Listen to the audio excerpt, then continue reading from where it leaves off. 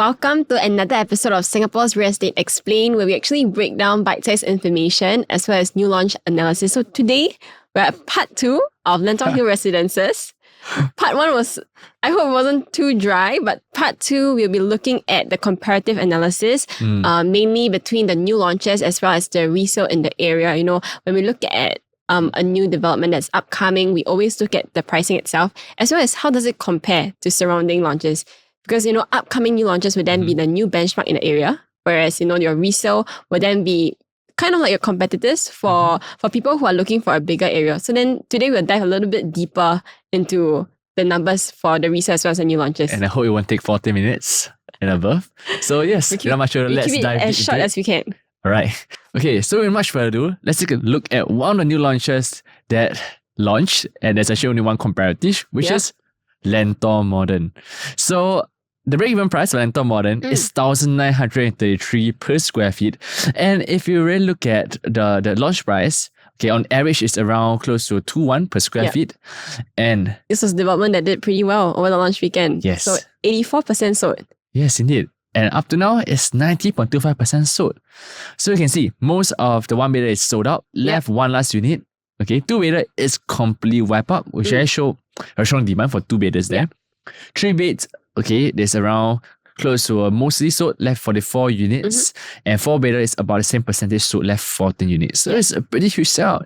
And why is that such as phenomenal? It's because for Lentor Modern, you know, it's one of the rare mixed development within a totally new enclave. Yeah. It reminds me of one of the development at this place at Dairy Farm. Okay, known as Dairy Farm Residences. Yes. And it's 100% sold up to date. So it's something that is very exciting in this area if the entry price enter is correct. So let's take a look at what the past transaction at Lentor Modern. In fact, just recently at 31st May 2023, there's one at 8th floor, 1130 square feet. At 2,000 per square feet. And that's crazy because the last two transactions we saw is close to 2,003 for 1109 square feet at 2.613 million. Okay. And of course, the higher floor penthouse unit 980 square feet, just ignore that because it had airspace. But typically, both last two transactions for three bedders are going at 1,009 to 2,001 per square feet for the past few months. And that's some things we need to take note because if you enter a three bedder here, you must be a little careful because it seems a little slower. And that's something we analyze a little more in terms of the price comparative. Okay, so much for let's take a look at the one bedder. Okay, so Grace, would like to bring us through the one bedder transactions? So if you were to look at Lentor Modern, you can see like the floor plan wise pretty standard, not much wasted space. One bed, one bath is at 527 square feet. You're looking at the average pricing. We're looking at about 2,180 per square feet. So it's an average pricing about 1.148 million. Lowest we have seen is about 1.072 million, and the highest is about 1.279. So in comparative to actually Lentor Hill, you can see that the square feet wise is slightly smaller. So you can kind of tell like the developers is playing on a quantum strategy where, you know, they try to fit in as much as possible to make it a little bit more compact, but the quantum wise it's lower. So for investors who want to invest, who don't have the budget, this is, you know, they might consider something of this quantum.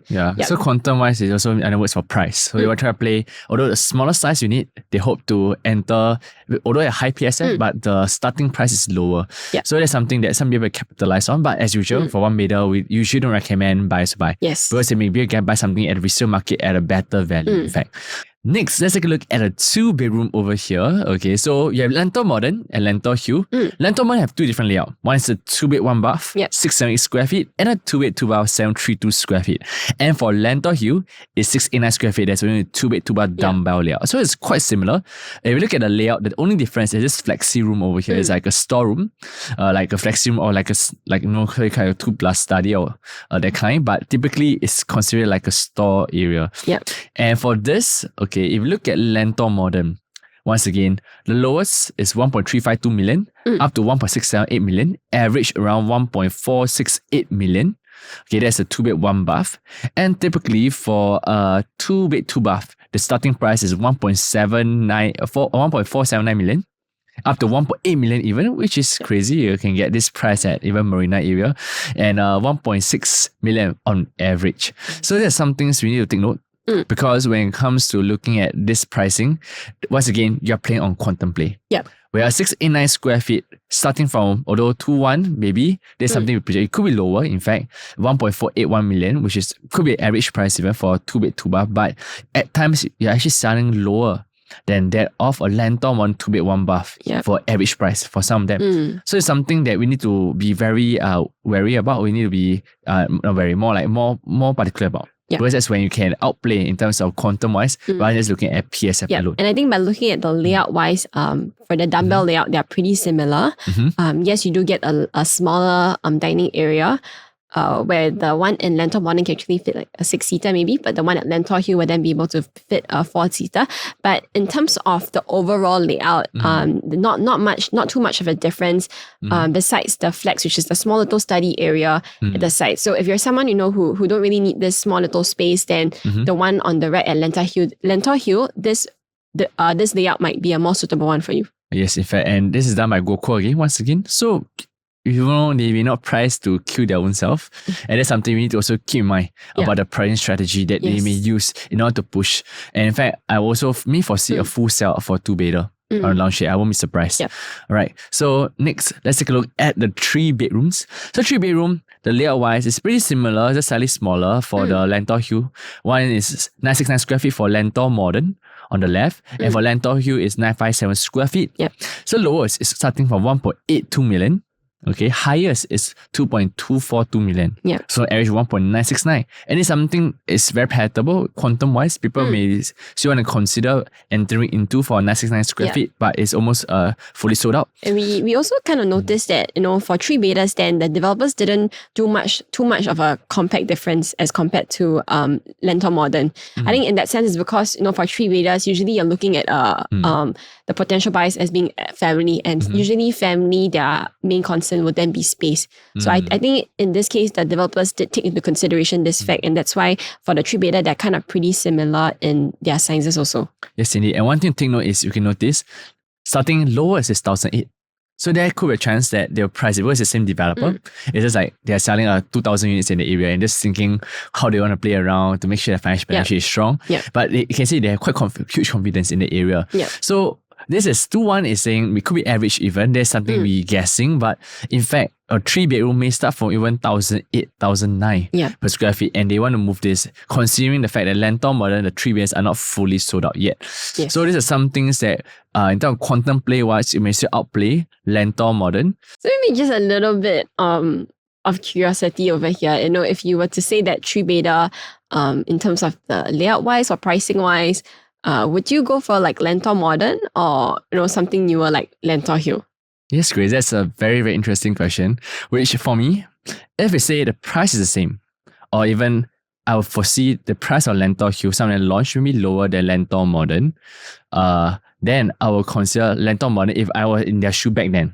But right now, if there's no inventory left and most of them going with 2.1 to 2.2 million for the same size unit, then typically I'll consider Lentor Hill because it's just right across the road. I mean, your mixed development, the shopping mall is just 3-4 minutes away. Ultimately, you're getting the benefits of the commercial side from Lentor Modern. It's just right beside you, without having to pay the premium for being in mixed development also. So in terms of entry price, right, it makes more sense right now to enter the Lentor Hill 3-bedroom. Foreseeing that the entry price is what I mentioned, it's around 1,009 per square feet, while Lentor Hill has somewhere transacted above 2.1, 2.2 million even.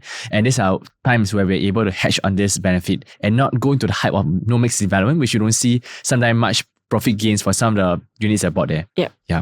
So next, let's take a look at the 3-bedroom premium, where for Lentor Modern, you see a 1,130 square feet, 3-bed, 3-bath. Lowest is around 2 million, up to 2.5 million even. 1,008 to 2,226. So you can see from this, right, the pricing strategy, the developer actually expect that a 3-bedroom premium may have a higher demand. That's why they're willing to price even a higher PSF than a 3-bedroom compact. On average, around 2.3 million. And typically, Lentor Hill, if I say 2.3 million is 2001, they can play or contemplate that few square feet smaller, but layout wise, you can take a look.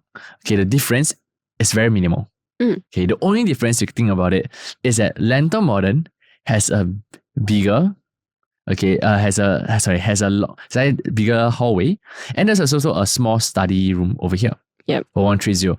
And that's something that it may actually have a good competitive edge against Lentor Hill actually. Yeah. Although the layout wise is pretty similar, but typically if we are able to get a good quantum, you can see, and 1098 square feet, where you're entering a storeroom, which is already quite good as compared to having no storeroom. Yeah. If you start from 1.798 million, assuming the PSL launched about the same, or even slightly higher than that of the lowest price, that's something you can consider in advance as compared to that of Lentor Modern. Yep. I think just like what we mentioned on the first part, when we were looking a little bit deeper into the floor plan itself, such floor plans for 3 beta are usually higher in demand because your potential buyers would then be, family. And usually they do need maybe a storeroom or alternatively as a helper's room. Correct. Yeah, but at the end of the day, consider 3 billion compared and 3 billion premium. Yes, I do agree that 3 billion premium has a higher exit strategy, higher chance because its demand is higher, and not many people may be selling, so you have less competition, easier to exit. But if the price is a too higher premium, that's something we also need to consider too. All right, so without further ado, let's look into the 4-bedroom. So Grace, can you rush through the price of 4 betas? Yep. So for 4 beta, we look at Lentor Modern. The sizes is at 1528 square feet, 4 bed, 4 bath. Lowest you'll be looking at quantum wise is about 2.895 million. PSF 1895. And then for the highest one, you can go up to 3.332 million at a PSF of 2180. So average we're looking at is about a 3 million mark for a 4 bed, 4 bath at Lentor Modern. Yep. So if we move on to Lentor Hill, we can then see significantly, it's a little bit smaller at 1345 compared to 1528 at Lentor Modern. It also a 4 bed, 4 bath, so developers have managed to fit it in our 1345 layout. You can see that if we were to take the average, is about 2,100 per square feet, and then on overall quantum wise about 2.824. But if developers were to launch a little bit more conservatively at 1895, total quantum wise, we're then looking about 2.549. Yeah, so very interesting because you can take a look at difference in layout. The developer for 4 bedroom for Lentor Modern, they actually do a pretty big living area. It's more a livable space, something that is multi-generation. Exit, of course, it will be more higher popularity. And you'll notice the balcony is also a little bit bigger for Lentor Modern. So this also constitutes to the larger space, which some people for them. The balcony might not be a usable space, or they don't spend as much time in there and would prefer like a smaller balcony. So it's really preference-wise on when they are looking for the unit. Correct. Yeah, and whether towards a sensitive budget as compared to someone more luxurious space. And one thing I think is they also, instead of a normal bedroom, they have a junior master too on the other side, which is something that is very nicely done up for Lentor Modern. It's called a Lentor Hill. But Lentor Hill, the only edge they have is the pricing, where you start from 2.5, for example, 2.6. People may just want to get a cheaper 4 beta as compared to getting something that is bigger. Or like close to a 3 million quantum. A 3 million quantum. So there's something that is more price sensitively that put the edge against Lentor Modern. Guocoland were to price it more selectively and making sure it moves. So there's something that hold your horses if you are looking at a 4 beta for Lentor Modern. Yes. And just to take a look at Lentor Hill instead to see what exactly is something they may be launching. Yeah. All right. So there's something we do for our new launch analysis. Yeah, but looking at what are some of the surrounding new launches, and in this case, in this area, Lentor area, for this moment right now, the only new launch that will be comparable with will be Lentor Modern, and then following suite, we will then be looking at the resale comparative. What are some of the resale developments you're looking in the area for people who, if let's say you're looking for a bigger floor plan because your priority is size, and then this might be some of the developments that you can actually consider buying into. Yeah, in fact, one of the resale units there is some of my favorite. But I will be sharing more, but it's because as I mentioned, I stay near the area. Yeah. So I'm analyzing the resale for some time. And because of this new launch, like at Lentor Modern and Lentor Hill and all these launches, the resale actually went up by 30+%. Despite it being a resale property, that's above 20+ years old. I think that sometimes you always hear people saying that, property above like maybe 15 years, 20 years, there is lease decay, you don't make much money. But in this case, if you're able to enter at the right entry price, which if you do dig a little bit deeper and know the analysis more, even older properties, you're able to appreciate and make profit from it. Yes. So now let's take a look at the resale. And if it were to rise 30% or some even close to 35% in just a few years, they've stagnated, interestingly, stagnated for quite long, and suddenly it went up. So right now, where do we stand? Okay, so let's take a look at the comparative over here. We have quite a few. We have Seasons Park, we have Castle Green, we have Far Horizon Gardens. Okay, these are the 99 years. In fact, for Seasons Park and Castle Green, you break down, right, the PSF is 1,001, 1,002 even for some, for Castle Green, but they are really close to, I would say, 27 years old. Yeah. Okay, based on TOP and if based on lease, close to around 29, 30. So there's something that, is it too old to enter? And that's something that people may be wary, especially now it rise by around 30+% for those who enter earlier. Then we have Far Horizon Gardens, okay, which is already close to, I say, 41 years old. Very old. I still remember my dad was looking around the area and we are when going down to see some of the units there for a big floor plate, etc. And we found out that hey, Far Horizon is really like a HDB. It's a very, very, very big area, a very nice place. But in terms of en bloc, fun fact, if you actually want to try en bloc for Far Horizon, it is a little tough. Yeah, I failed quite a few times because a lot of owners actually want the highest prices. Yeah. And it's not getting the right price they want. And they almost managed to get the 80%, but it failed at the end of the day.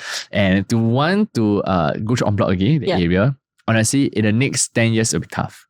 Because you can see there's so many government lenses coming right beside. Yes. And developer will just, hey, why don't I just unblock rather than spending costs like tearing down and rebuilding. Why don't I just bid for the government land sale and start on something that's empty? Correct. So in terms of if you plan to exit based on block approach, that's something that is a little tricky in this area. And that's something we also trace when it comes to looking at on block properties. Yeah.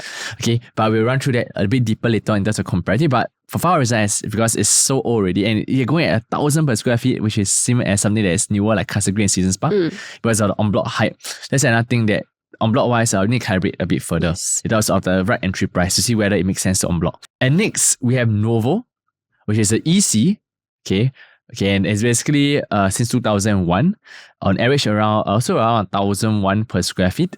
Okay, and still rising. And typically, next we have Calrose and Bullion Park. Yep, if you look at freehold projects in that area. Very nice. In fact, Calrose back then, we were looking at it's only 1,003. That's like 3 years ago. And now, it went out and transacted because of your new launch right beside. And it's freehold. And one of the better ones, which I think was a good buy back then. And last one leads to Bullion Park, which went up a lot. Back then, fun fact, it was only 1,000, close to 1,000 per square feet. And people don't notice. And very interesting. Back then, that was one of the property that was looking at and comparing in the area. And my father rejected it. You guess why? Because it's actually right opposite a satellite dish. And he said it's bad for health. He's very into health. Okay. So that's why he said, no, stay there for long term, that's bad. Okay. Like, so we got a bigger apartment elsewhere also. So there's something that we always take a look at to compare. But of course, for me, I'm more the investment. Why don't I get a freehold? I mean, and it's 50% gain. That's why Chris always needs a partner who's a little bit more into emotions, because Chris is super into numbers that sometimes But this is a 40% gain. I'm so sad, but it's okay. I mean, I'll sacrifice living next to a satellite dish. Yeah, okay, yeah. So, I mean, okay, well, of course, back to this, we still want to be more understandable. If parents say for long term, maybe somewhere nicer is better rather than a satellite dish. Yes.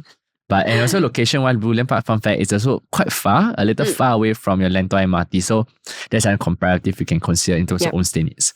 All right, so next, let's take a look at the resale one by one. Okay, we're going to not look at Far Horizon because it's so old already, but let's take a look at the rest. All right, so first up, let's take a look at Nuovo. Okay, Grace, can you bring us through this development? Yep, so Nuovo is actually an EC in the area, and it's actually the tenure is from 2001, completed in 2004. Number of units wise, we're looking at 297. So it is actually the average PSF is already going about 1,001. So over the last few years, it already increased by about 30%. Yeah, but for this development itself, is not exactly in Lentor area, closer to the Yio Chu Kang area. Yeah, indeed. And let's take a look at the past transaction. Okay, there's a lot of transaction, but let's zoom into each of the unit. Yeah. Those are resale. So for profitable transaction, if you zoom in all the way in, you will see that some of them even make 700K. But that was bought like close to, I would say 10 years ago. But talk about a short-term flip, there's someone that bought recently, even 2019. Okay, for some that also make close to about 300k. So for resale, although it's already close to a 20 plus year old. And some cases, if you look further down into 2016, 410k. Yeah. So there are some things that we will trace accordingly for resale. So next, let's take a look at Nuovo. Okay, for the 3-bed, 3-bath, it's 1389 square feet. Last transacted is 1.5 million. As compared to your 1098 square feet, a 3-bed, 3-bath, similar layout. You can see it's starting from 1.8, 1.9. It's actually quite close for something that is brand new. Yeah. Only 20 years apart. I mean, that's something that people may consider buying into, and the capital appreciation is more guaranteed for the 3-bedder. But if it's starting from close to a 2.3 above, then that's something that is a little on the higher side. So there's some things we can actually, for each development, we can always compare to resale to have a proper analysis. And I think in this case, entering into either the new launch or the resale property, your exit strategy will then be very different, in terms of who are you going to be exiting to. Because for like the new launch, you're then looking at younger families. But whereas for the resale property, you then have to be targeting at some of the families who don't mind something that is much older, but maybe they prefer the space that it actually provides. Yep, and long-term stay. And one thing about layout also, you can see Nuovo layout is a little weird for some of them. A little curve, as compared to ours is more square. Which so not many people might appreciate for a curved layout. Yeah, you need a curved study table, a curved cabinet, okay, and a lot of curved stuff. So that's something that we try not to recommend in terms of layout wise. But in terms of ours, in terms of Lentor Hill, it has a benefit. It has a edge in terms of pricing wise. Yes. Right. Next, let's take a look at the Nuovo resale for 4-bedder. A 4-bed, 3-bath plus one more washroom, which is 4-bed, 4-bath or so. 1550 square feet is going 1.8 million. Last transacted just recently. But Lentor Hill is a little further on the stretch. Starting from 2.5 million up to 2.8 plus million. Yes. There's a 700k difference, but nonetheless, if there's a resale price gap, that's something that we trace to carefully see whether it's the right entry price. But for now, it may seem it's a little bit on a stretch, and where people want to enter something brand new, that really depends on the entire market. But most people over there must understand, talking about 4-bedder, they may be a little more price sensitive. Yes. And that's something that they may want to consider.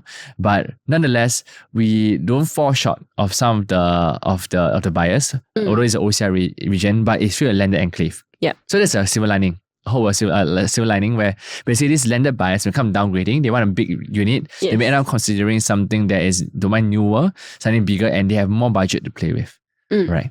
So next, let's take a look at the resale price gap. Now currently it's a 3.31%. So to analyze what exactly is the right price gap, we can dissect more in terms of a one-to-one consultation. Okay. And next, let's take a look at Season Spark. Okay, so this is close to 1997 completion unit. It's already close to 27 years old. Yeah. Okay, and it went up by close to around 30+% or so. So there's something that we do look at in terms of the price gap. Location-wise, it's actually nearer to Lentor MRT with comparable distance. And PSF-wise, currently going close to 1,002 per square feet. Yeah. Okay, so let's take a look at the different prices. Okay, there are quite a few transactions with the last one, 1292 square feet, transacted 1.28 million recently, just in May.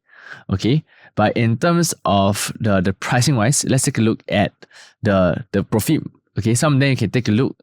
Okay, in terms of people who bought in 2020, so at 2023, just this year, the 3-bedder made 330k. Just in a short period of time. So quite a healthy profit for, a resale property that is close to 27 years. 27 years? Yeah, 27. Yeah. And it's something that we notice in terms of exit wise. Yeah. In terms of pricing wise, if you buy the right price, it's something you can exit at. All right. Yeah. So next, let's take a look at the comparative of different layouts. So first up, we had a 2-bed, 2-bath. Very interesting layout. Okay, you can see a 2-bed, 2-bath with a big dining and living area with a kitchen and close to a yacht. Okay, no storeroom. So the PSF transacted recently is close to 1,000 per square feet. Okay, we're at 1.18 million. Yeah. Okay, and the 689 square feet is going at 1.481. Okay, or 1.4 million flat above. Yeah. So once again, there is a price to hedge against. Yes. Especially if the size itself is much bigger, also double compared to that a compact bedroom. Yeah. So it's something you need to consider. If you see a new launch, selling cheaper than a resale. There's a quantum play. It's something that we are always looking out for to make sure that we exit wise as a comparative and we can really outbid it. But now we're looking at a new launch that's more expensive, around 300k difference. That's something once again we may need to do consideration.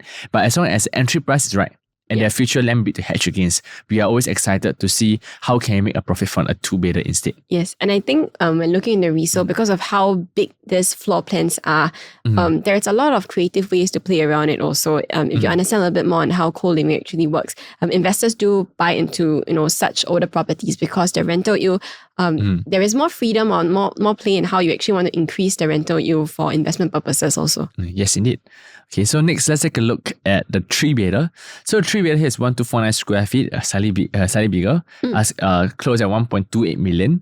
But of course, it's close to a 500k difference compared to the 1098 square feet unit. But nonetheless, because it's old, so it's also a trade-off. Whether that additional quantum play for a 27-year property, 500k is worth it. And that's something we'll dissect once again, looking at resale price gap. Yes. Right.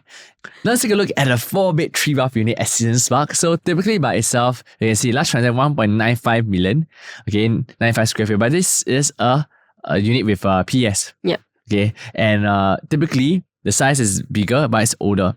So some cases, if you look at something that is newer, but an actual 4-bed 4-bath unit, a 500k difference is something that is more palatable in terms of quantum that people may want to consider. A higher floor unit, nicer layout, regular layout, and newer, and near to the mall as compared to something that is older. So every single resale we do analyze to see a comparative to look at what are the best to consider between these two layouts. Okay. Next, let's look at the resale price gap. Currently is going at 98.74%. So there's still some room for growth, but not as much as before. But something that we can take a look at and discuss offline in terms of the pricing analysis. Yes. Okay.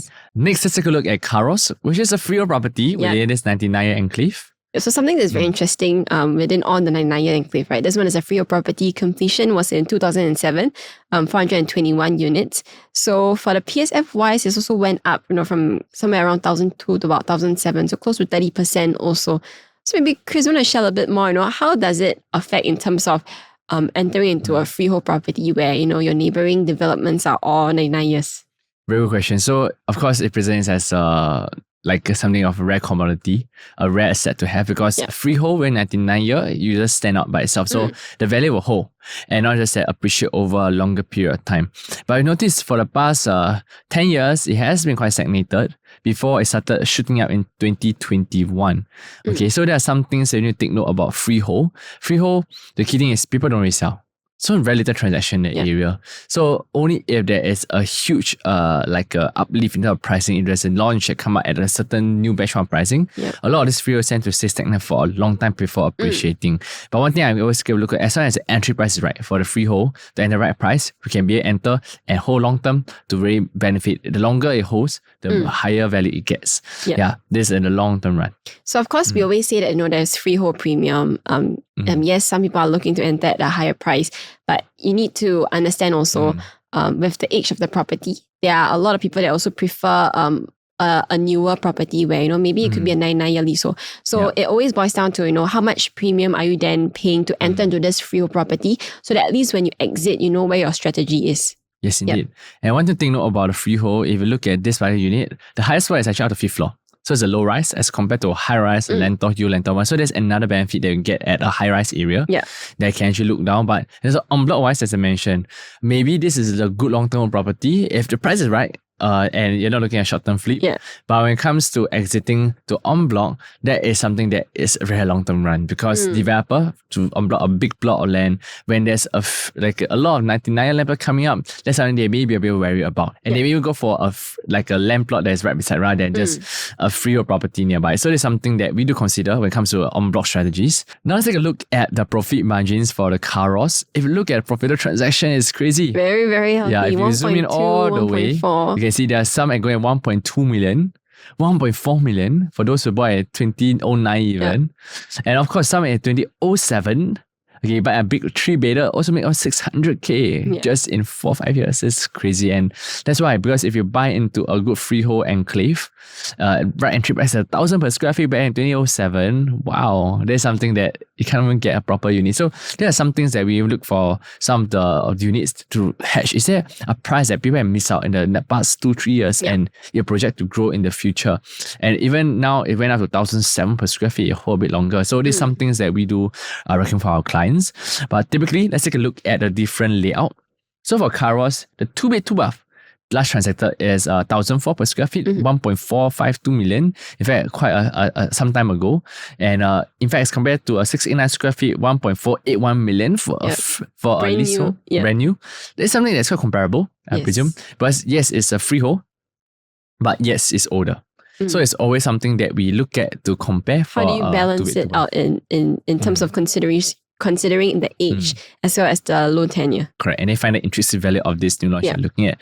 But in terms of comparables, they are quite of a good fight side by side. For something brand new, 99-year but high rise, it's compared to something that is old freehold but it's quite I call it a null factor. Okay, null factor recently I've been sharing with Caleb is basically a factor that does not really show that the new launch is overvalued, but doesn't show that the new launch is undervalued either. So it's a comparable factor. It doesn't push up or push down a new launch. Right. Next, let's take a look at the 3-bed, 3-bath. Okay, Grace, what is your observation? Maybe you want to share a bit more about this by your 3-bedder? Yep. So I think 3-bed, 3-bath, looking at the Calrose site, you can see it's a pretty regular layout. You get your home shelter, you get your yard, you get your WC. So it's about 1,141 square feet. So I wouldn't say it's super huge, quite comparable. Pricing was about 1.926 million. So look at Lentor Hills, you can see that the 3-bed, 3-bath is going at 1,098 square feet. So not too far away from Calrose. The size is pretty similar. You also get a home shelter, you get your yard, you get your WC. And then for a 3-bed, 3-bath for something that's brand new, you're going about 2.306 million. Yeah. And if you're looking at, developers launching it at a more conservative price, you're looking at then close to about 1.8 million. So if they were to launch it conservatively, ultimately the quantum may be even lower than your resale property.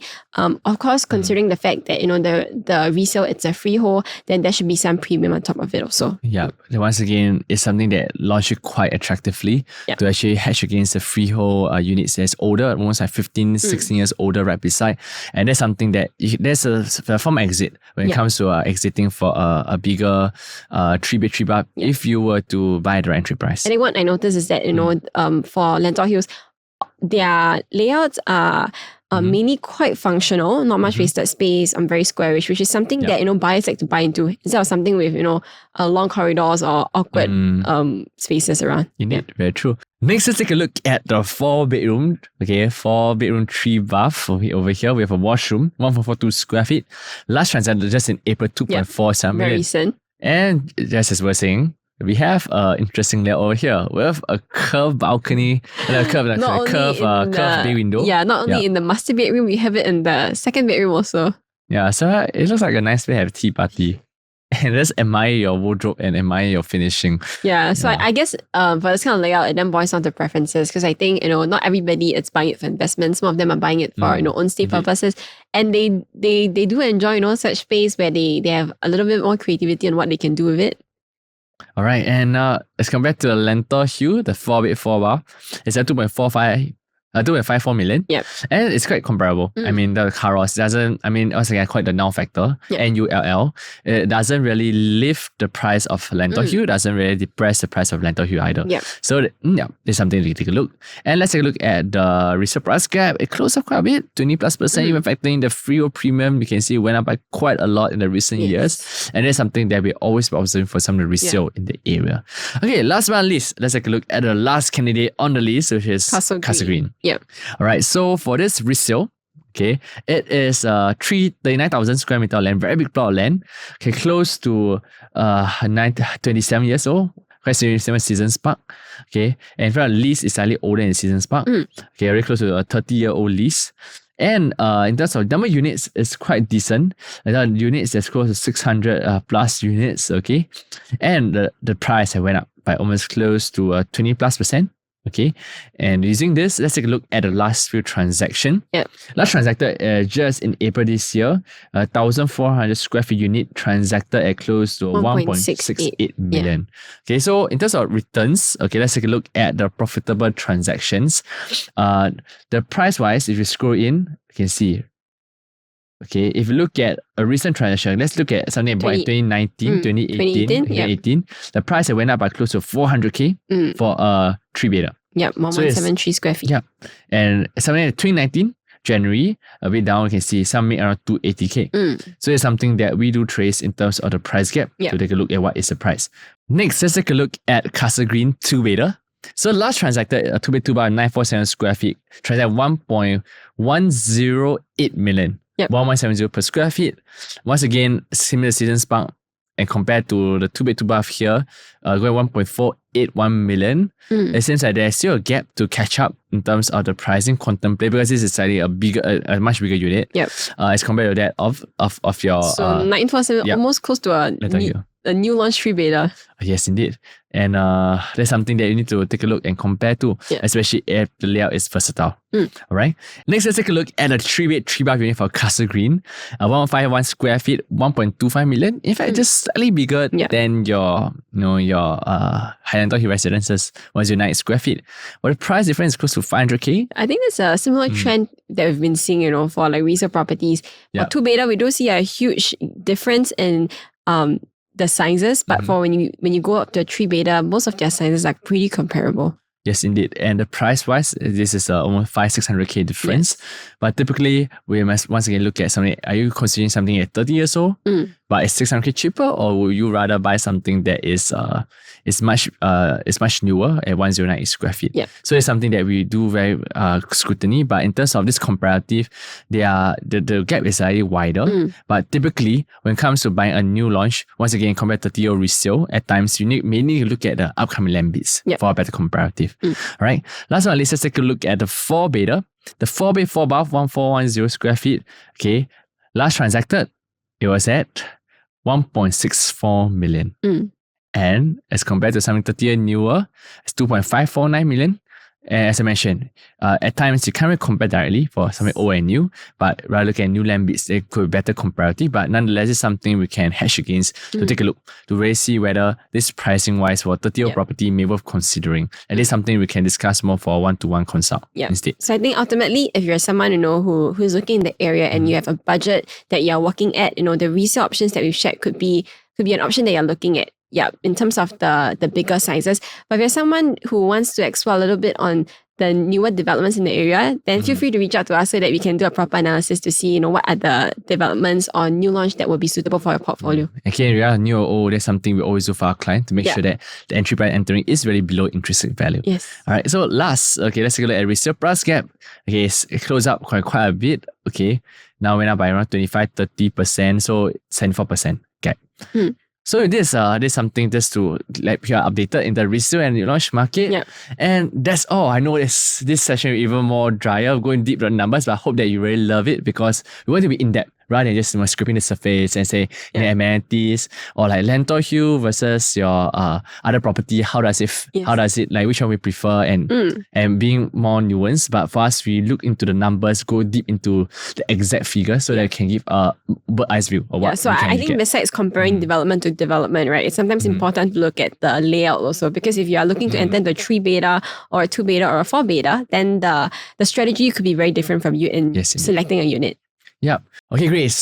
So before we end, as usual, we always end up with the BWA approach. But since we've done it in the previous session, why don't we change up the question a little bit? Sure. If this price were to launch at around 1,009 or maybe below 2,000 per square feet. Okay, let's say below 2,000 per square feet. Will you consider waiting, buying, or simply avoiding? Okay. Right. So 3, 2, 1, we have to answer your mind. We did script this out. We're going to just say an answer, okay? So 3, 2, 1, wait. All right, so great. We have different answer.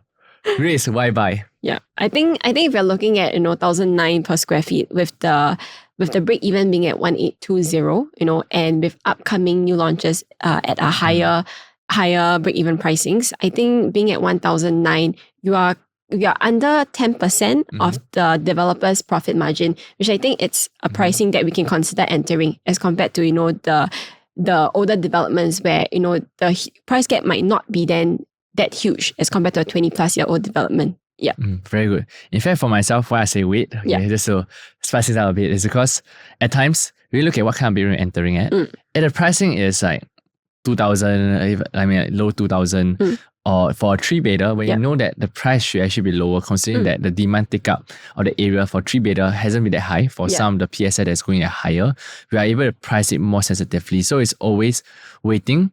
But of course, when the day of the ballot by itself, rather than just rushing to buy and just buy anything that you want to buy, take a look at the entry price and be very particular about it so that you can make a more informed choice. Rather than simply just say, buy and everything is good. So that's one thing that we do consider. But of course, it depends on bedroom type. So there's some things that we do want to value add to you, especially when it comes to investment in real estate. So we come to the end of this video. So if you like our channel and love to have a more in-depth report of Lentor Hill Residences or any resale or new launch around this Lentor area, you can do drop our WhatsApp message or text and we're more than happy to share more. Okay, so once again, this is Christian. This is Grace. And see you guys soon. Bye. Bye.